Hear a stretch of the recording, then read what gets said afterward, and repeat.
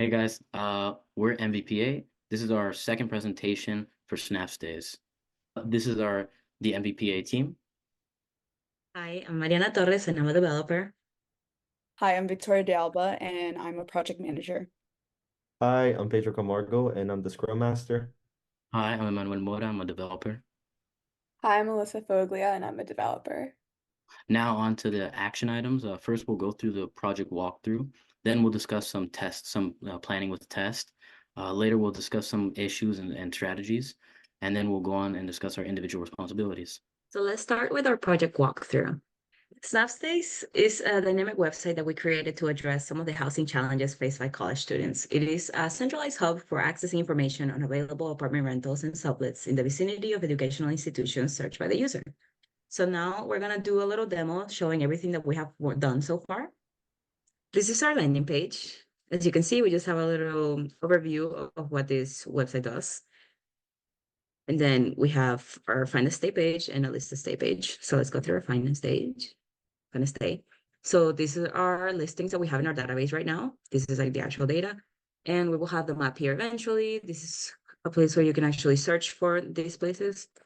And we will actually have different filters that you can search by, but that will be later. Now, if we actually try to list a stay, that is a functionality that you need to be logged in order to use it. So it will take you to the login page. If you don't have an account, you can sign up or not. This is what the error looks like if you don't actually fill it out. You can also, if you forgot your password, you will get an email later and you can reset your password. For now, I'm just going to log in. And then you can see the navbar has changed, which we will look at later. But for now, let's just look at list stay, which we can access now. So this is the form. Right now, it is not fully connected to the backend. So I'm going to show you how it looks like in the backend, the functionality. So this is just a mutation for creating a listing. So I will just create it. So it worked. And I will show you that in Find a Stay, it shows up now.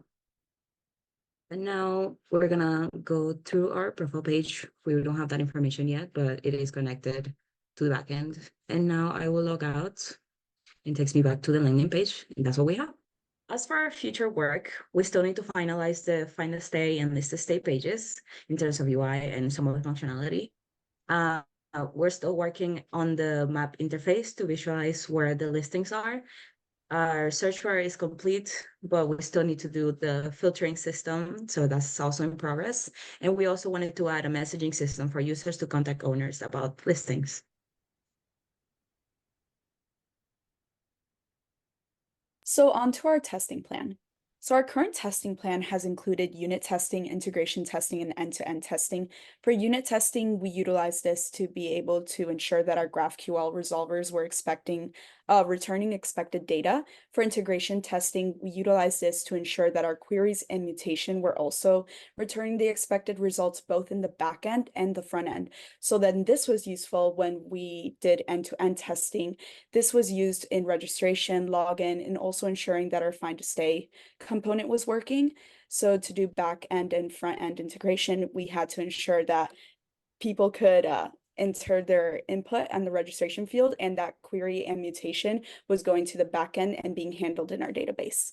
And we'll continue utilizing these three methods through the application process.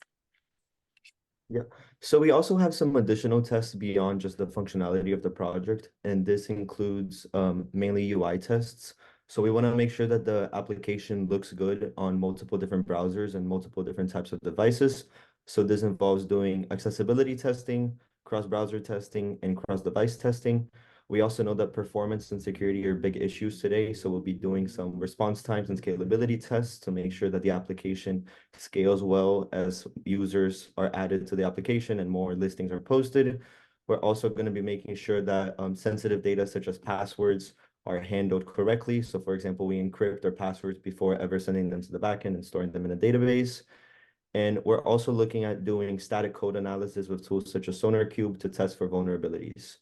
And up until this point, we've only done local hosting for the application. So before deployment, we'll be making sure that everything is good with deployment testing. So now moving on to some issues and strategies that we faced over the past couple of weeks. I'll start. So I've been in charge of developing the favorite listings and the create listings API, and I lacked a lot of experience with JSON Web Tokens and authenticating users and sessions with JSON Web Tokens. So that was a big challenge for me. But through like research and a lot of YouTube tutorials and documentation, we've been able to get that figured out. We've also had an issue linking uploaded pictures to user profiles on the back end. We're researching where to store uploaded pictures in the database and deciding how to reference each picture. We're also having issues with the UI not being responsive for smaller screen sizes and the various different screen sizes. That's mainly in the landing page components. And we're currently discussing how the smaller screen should look and adjust according to the UI.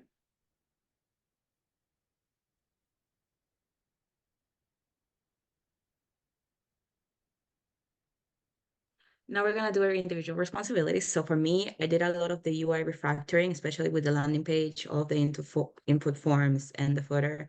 Also, all of the functionality and the email sending for forgot and reset password. And for the listing page, there is a search bar for searching the different listings. So I worked on that, and I'll be working on the filtering for that as well.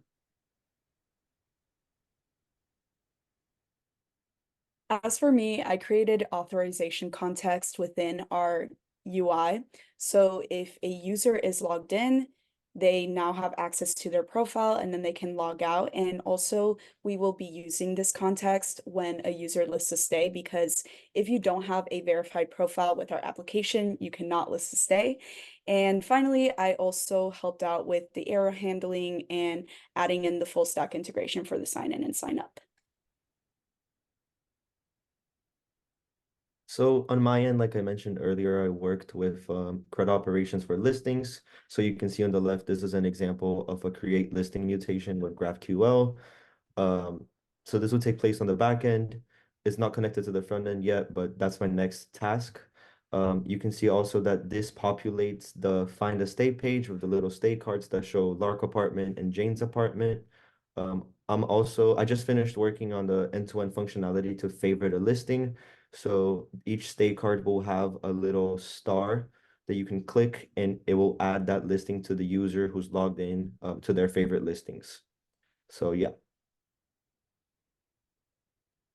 For my main responsibility, it was just so once the user's on the find a stay page and they're intrigued by a specific listing, they should be able to actually click on the specific card to get more information about it, and get more in depth about the specific listing. What I did was I created an individual stay.js page and then used the GraphQL query to get information such as user ID, when it was created, price, just general information that the user would want to see. And then in order to actually like route it, I added a route in the app.js file. And now pretty much I'm just focused on getting the page to look like the actual wireframe.